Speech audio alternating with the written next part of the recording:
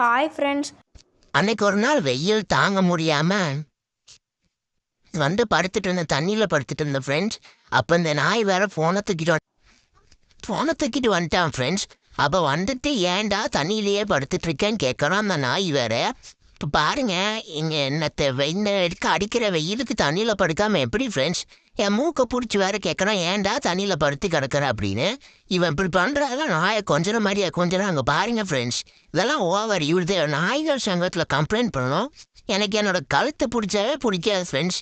இந்த நாய் கரெக்டாக கழுத்தை மட்டும்தான் பிடிப்பான். ஏன்னா செம்ம கோவம் வரும் எனக்கு.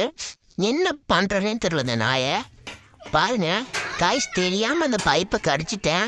பாருங்க, அந்த பைப்பை கடிச்சிட்டேன். மறுபடியும் கடிக்கலான்னு போனா ஃப்ரெண்ட்ஸ். அப்போ வந்துட்டு இவன் வாடா விளையாடலான்னு கூப்பிட்றான்னு. வா விளையாட, ப்ராக்டிஸ் பண்ணா, ட்ரைனிங் பண்ணா அப்படின்னு கூப்பிட்றான் அந்த வெயில்ல.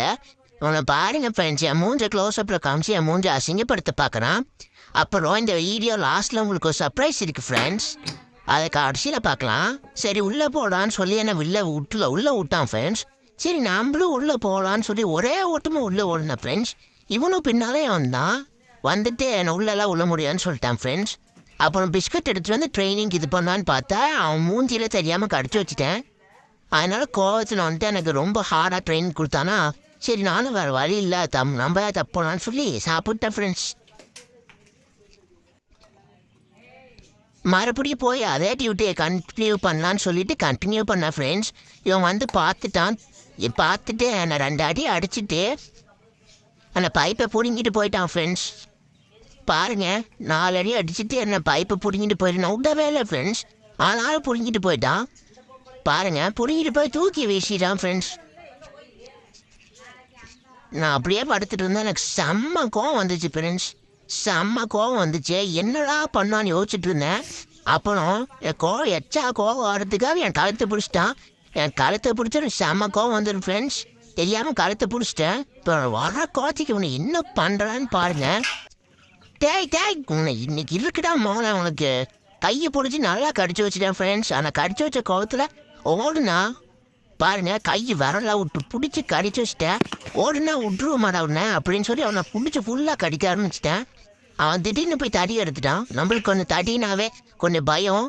ஏன்னா நம்ம அம்மா தான் வந்துட்டு அடித்து கடிஷன் வச்சுருக்காங்க. அடித்தா வலிக்கும். அப்போ விடுவானே, அப்பவும் கடிக்க வந்தேன் ஃப்ரெண்ட்ஸ். ஏன்னா அவன் ரொம்ப கோவப்படுத்திட்டேன், அதனால கடிக்க வந்தேன்.